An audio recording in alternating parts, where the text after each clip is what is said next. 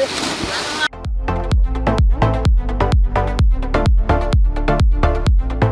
देहात का माहौल है, पानी भी ठंडा होता है। ज़्यादातर शहरी लोग इसलिए यहाँ नहाने आते हैं। देहात वाली साइड पे चलता हुआ पानी होता है, लोग आते हैं यहाँ, खाना पीना भी होता है और पार्टीज़ वगैरह भी होती हैं, लोग एंजॉय करते हैं।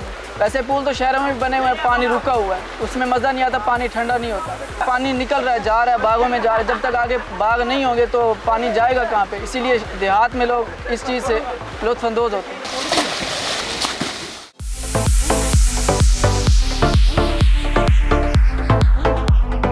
पहले तो तकरीबन 1000-1200 एक घंटे का लेते थे।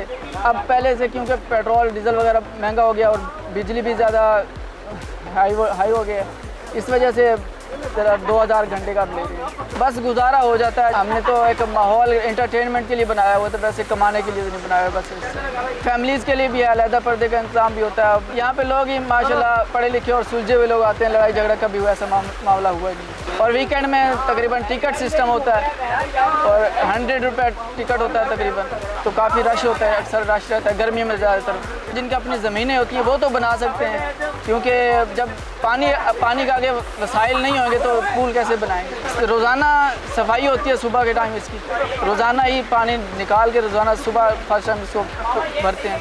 तकरीबन 3 से 4 घंटे लगते हैं भरने।